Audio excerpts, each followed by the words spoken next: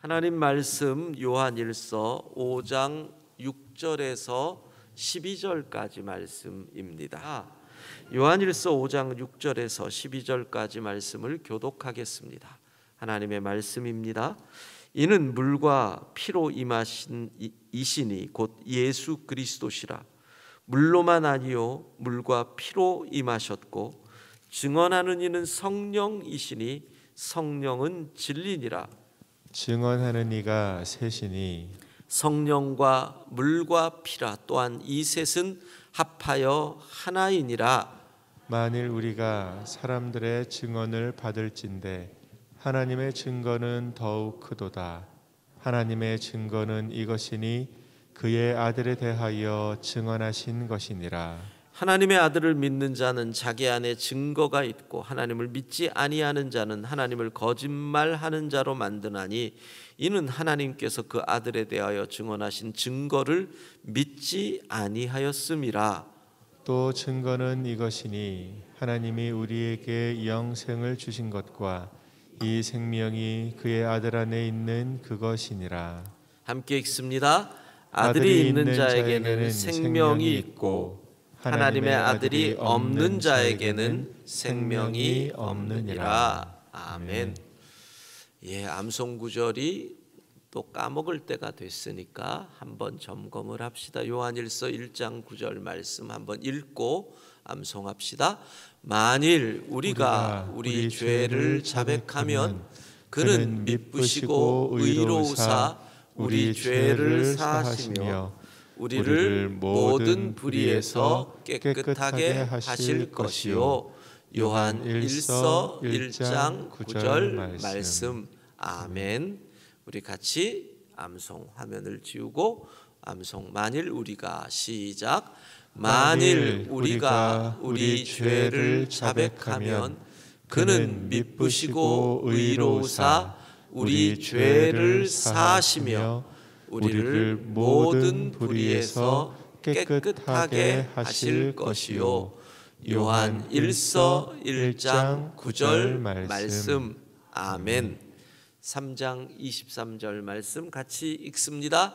그의 계명은 이것이니 곧 그 아들 예수 그리스도의 이름을 믿고 그가 우리에게 주신 계명대로 서로 사랑할 것이니라. 요한 1서 3장 23절 말씀. 아멘. 요건 시간을 좀 드리겠습니다. 다시 암송 외우십시오.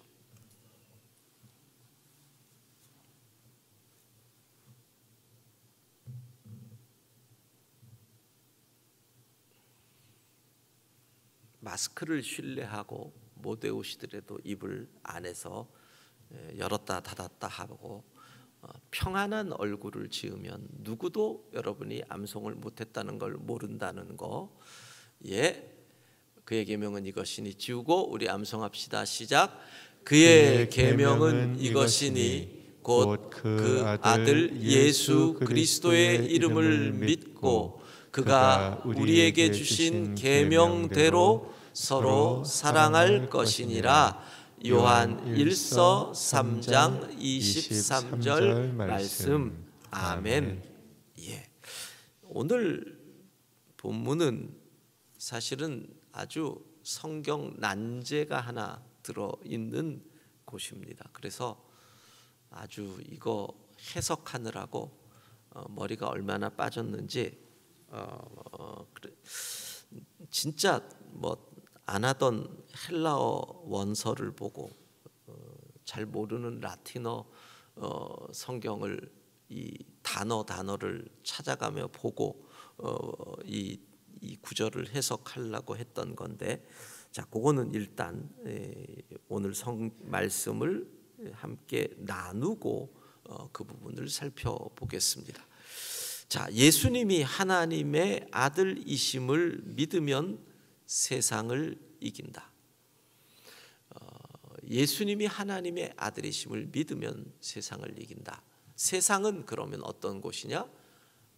예수님을 못 믿게 하는 곳이다. 잘못 믿게 하거나 아예 못 믿게, 또는 세상은 하나님을 사랑하지 못하게 하는 곳이다. 세상은 형제를 사랑하지 못하게 하는 곳이다. 즉 하나님을 사랑하고 형제를 사랑하는 그 삶이 세상을 이기는 삶이다. 그 삶은 어떻게 시작되느냐? 예수님을 믿어야 된다. 하나님을 사랑하고 형제를 사랑하는 삶이 얼마나 어려우면 그 삶이 바로 십자가를 지는 삶이다. 어제 말씀, 이게 결국은 요한일서가 얘기하는 계명을 지킨다는 것, 하나님 사랑, 이웃 사랑, 그것은 예수님을 믿음으로 시작이 되고 그 사랑이 얼마나 어려우면 예수님은 십자가를 지셨다. 그걸 지금 요한일서는 계속 우리에게 전하는 것이에요. 근데 이제는 또 예수님이 하나님의 아들이시라는 증거가 어디에 있느냐? 이 부분에 대해서 답을 하는 거예요. 예수님을 믿으면, 그분이 하나님의 아들이시고 우리의 구원자이심을 믿으면 우리가 구원받고 하나님의 자녀가 된다는데, 진짜 예수님이 하나님의 아들이시냐? 요한은 몇 가지의 논리로 예수님이 하나님의 아들이심을 증언하는 거예요. 먼저 6절은 이렇게 얘기해요. 이는 물과 피로 임하신 이시니 곧 예수 그리스도시라. 그분이 물과 피로 임하신 것이 그분이 곧 예수 그리스도, 하나님의 아들이라는 증거라는 거죠. 그래서 이 부분을 교회의 역사 속에서는 일반적으로 이렇게 해석을 합니다. 물은 예수님께서 공생애를 시작하시면서 세례를 받으심, 그것이 물이고, 피는 공생애를 마지막으로 십자가에 달려 흘리신 피다. 그것으로 그분이 하나님의 아들이심이 증명된 것이다. 이렇게 말을 합니다. 세례를 받으심으로 구원 사역을 위한 공생애를 시작하시고 십자가에 피 흘려 죽으심으로 구원 사역을 마무리하셨다라는 거죠. 깔뱅은 이 부분을 물과 피를 어떻게 해석을 하느냐 하면은 예수님께서 십자가에서 죽으실 때 온몸에 물과 피를 쏟으신 그 물과 피로 해석을 하면서 그 일로 예수님께서 하나님의 아들이심이 증명된 것이다. 이렇게 얘기를 합니다. 또 여기서 한 걸음 더 나아가서 물은 세례고 피는 성찬이다. 이 세례와 성찬을 통해서 우리가 예수가 하나님의 아들이심을 고백하고 믿는 것이다. 이렇게 얘기를 합니다. 그러니까 세례 받으신 예수님, 십자가에서 죽으신 그 예수님의 삶이 그분이 곧 하나님의 아들이심을 증명하는 것이다. 이렇게 첫 번째 요한은 이야기합니다. 그렇게 얘기할 수 있는 이유가 뭐겠어요? 지금 우리가 그렇게 얘기하면 사람들이 이상하게 볼 것이지만 요한은 그것을 직접 눈으로 보았거든요. 내가 눈으로 본 사람으로서 이야기하는데 그분의 그 세례 받으심, 삶, 십자가의 죽으심은 그분이 하나님의 아들이심을 부인할 수 없는 증거다. 이렇게 얘기하는 겁니다. 그러면서 동시에 6절 후반부에 물로만 아니요 물과 피로 임하셨다. 이거는 당시의 영지주의자들을 향한 이야기입니다. 그들은 뭡니까? 예수님이 예수라고 하는 나사렛 사람이 세례 요한에게 세례를 받을 때 그리스도가 임하였고 십자가에 달려 죽으시기 직전에 그리스도가 떠났다. 물로만이 아니다. 그거 아니다. 물과 피로. 그렇게 지금 요한은 이야기하는 거죠. 세 번째로 예수께서 하나님의 아들이심을 성령께서 증거하신다.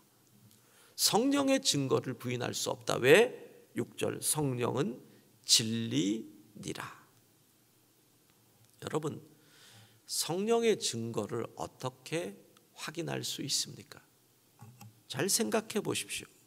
우리가 세례를 받을 때 가슴이 뜨겁습니다. 우리가 성찬을 받을 때 눈물이 납니다. 구주를 생각만 해도 이렇게 좋거든. 예수님을 생각만 해도 가슴이 뜨겁습니다. 십자가를 보기만 해도 감격이 됩니다. 사랑하는 여러분, 성령의 역사인 줄로 믿습니다. 그 성령의 역사가 우리에게 예수가 하나님의 아들이심을 증언한다는 거죠. 그런데 정말 중요한 것은 예수 그리스도가 구주이심을 증명할 수 있는 것은 9절 만일 우리가 사람들의 증언을 받을진대 하나님의 증거는 더욱 크도다. 하나님께서 친히 예수 그리스도를 내 아들이다라고 말씀하셨다는 거예요. 언제? 예수님이 세례를 받을 때. 마태복음 3장 16절 17절 같이 읽습니다.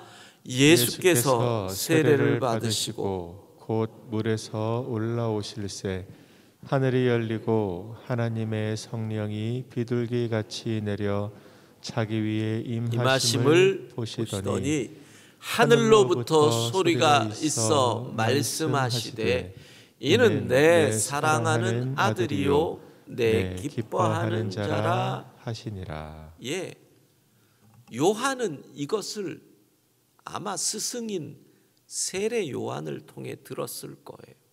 하나님께서 친히 세례 요한에게 예수님이 세례를 받을 때 이렇게 말씀하셨다는 거죠. 요한복음 1장 35절에서 37절을 잠깐 보십시오. 또 이튿날 요한이, 여기서 요한은 세례 요한입니다. 자기 제자 중 두 사람과 함께 섰다가 이튿날 예수님이 세례를 받으신 다음 날 예수께서 거니심을 보고 말하되 보라 하나님의 어린 양이로다. 그 말은 뭐예요? 저분이 진짜다. 두 제자에게 저분이 세례를 받을 때 하늘로부터 음성이 들렸다. 나의 아들이라고. 그러니 너희가 저희를 따라라. 두 제자가 그의 말을 듣고 예수를 따르거늘. 이 두 제자가 베드로의 형제 안드레 그리고 요한 서신의 저자 사도 요한. 하나님께서 증거하시는 그 이상이 어디 있겠느냐. 하나님께서 친히 예수가 그리스도이심을 증거했다. 그리고 다섯 번째로 예수가 하나님의 아들이심이라는 증거는 10절 하나님의 아들을 믿는 자는 자기 안에 증거가 있다. 우리 각각의 안에 증거가 있다는 거예요. 여러분, 예수님이 하나님의 아들이시고 우리가 구주이시니 이 새벽에 우리가 이 자리에 있잖아요. 이 자리에 있는 그 자체가 그게 증거인 거예요. 안 그러면 누가 새벽 6시에 여기에 나와 있겠어요? 예수님이 하나님의 아들이시고 우리의 구주이시니까 우리가 봉사를 하는 거고, 그게 아니라면, 그 증거가 우리 가운데 없다면 우리가 어떻게 헌금을 하겠어요? 그 돈을, 그 귀한 거를. 그 증거가 우리 가운데 없다면 어떻게 우리 순교자가 나올 수 있겠어요? 우리 안에 있는 그 믿음이 증거가 된다라는 거예요. 그래서 결론은 뭐예요? 12절 부인하지 말라. 아들이 있는 자에게는 생명이 있고 하나님의 아들이 없는 자에게는 생명이 없느니라. 아들이 있다. 하나님의 아들을 시인하는 자에게는 생명이 있다. 아들을 부인하는 자에게는 영생이 없다. 우리가 예수 그리스도를 구주로 믿고 이곳에 있는 것, 하나님의 자녀가 된 것, 기적인 것이요 은혜인 줄로 믿습니다. 자, 오늘의 난제로 들어가 봅시다. 이렇게 나옵니다. 물과 피와 성령 증언하는 이가 셋이다. 8절, 성령과 물과 피라. 자, 여기까지는 알겠어요. 근데 이 다음 말, 또한 이 셋은 합하여 하나이니라. 이게 난제예요. 왜냐하면 셋이 합하여 하나가 된다라는 것은 성경에서 삼위일체 하나님을 설명할 때 쓰는 표현인데, 성령 오케이, 물과 피 예수님, 그러면 삼위일체 하나님을 표현하는, 설명하는 이 표현이 이걸 어떻게 받아들여야 되느냐. 정말 고민을 많이 했습니다. 온갖 해석을 다 찾아보고, 온갖 제가 요한 1서, 2서, 3서를 사순절 30일 새벽기도로 결정을 해놓고 하루하루 해나가면서 얼마나 후회를 했는지 모릅니다. 내가 왜 이걸 했을까? 내가 왜 이걸 했을까? 맨날 똑같은 말만 나오잖아요. 사랑하라, 서로 사랑하라. 한 번 설교하긴 좋은데 오늘도 사랑하라, 내일도 사랑하라, 모레도 사랑하라. 정말 어렵더라고요. 쉽지 않아. 보통 설교 준비하는데 한 3배 정도 시간이 드니까 하루 종일 이걸 바라보는데 이 본문은 더 고민이 되는 겁니다. 자, 먼저 이 본문에 이 원어에서 일부분이 빠진 것이 있다라는 해석을 우리가 하나 주목해 볼 필요가 있습니다. 그러니까 성경에 이 헬라어로 쓰여진 다른 역본들이 있다는 겁니다. 물론 이 역본은 성경이 기록될 당시의 역본은 아닙니다.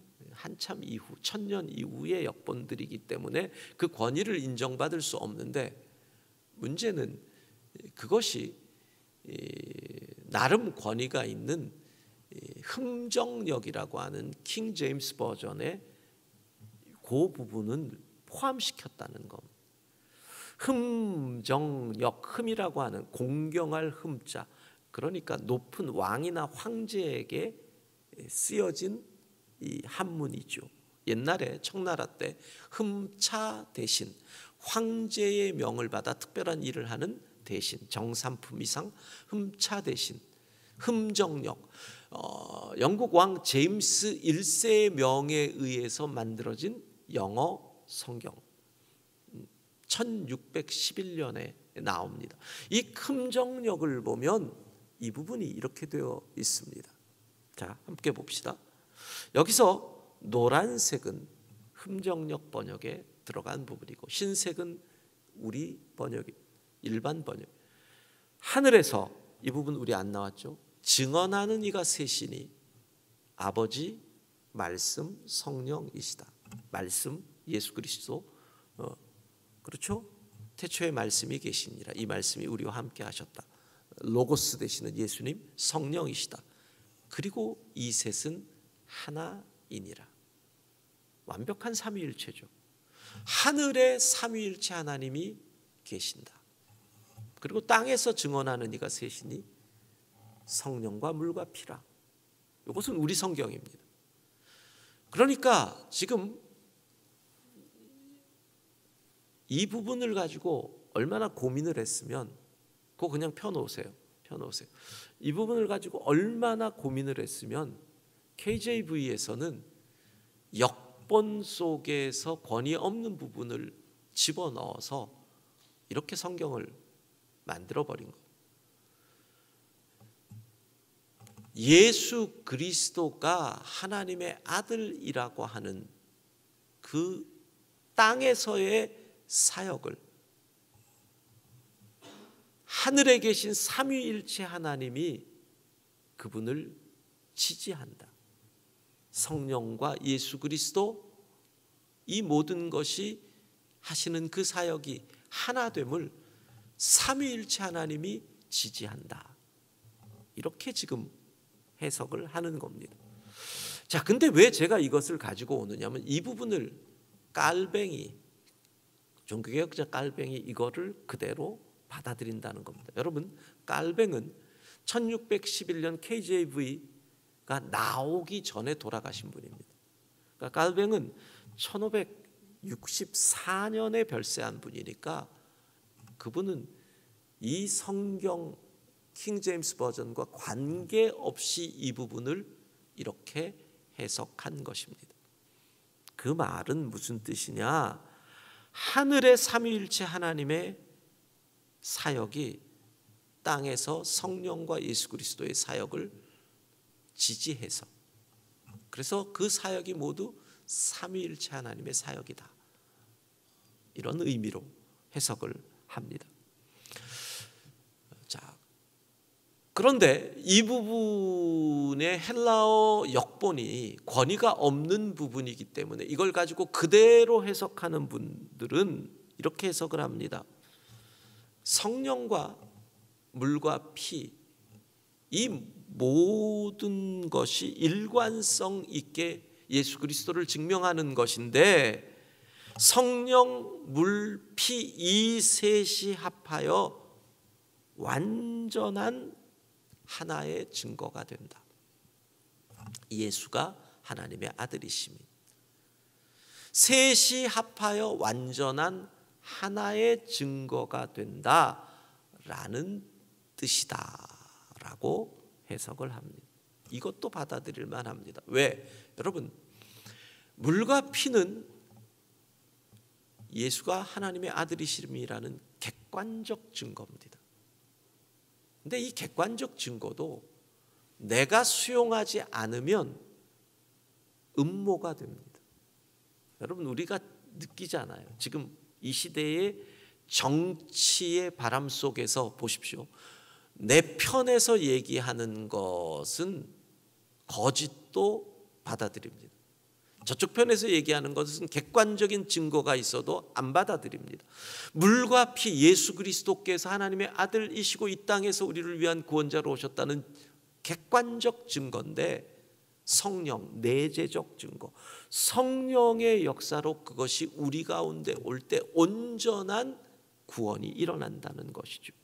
그러니까 내재적 증거인 성령과 객관적 증거인 물과 피, 이 셋이 완전히 하나가 될 때 우리에게 구원의 역사가 임하는 줄로 믿습니다. 여러분, 신학적 얘기 들은들 졸리기만 하지, 우리가 이 자리에 있는 것, 이것이 구원받은 증거인 줄로 믿습니다. 오늘도 예수 그리스도를 구주로 믿고, 그리고 하나님의 자녀로 이 땅을 성령의 역사로 살아가는 하루가 되기를 소망합니다.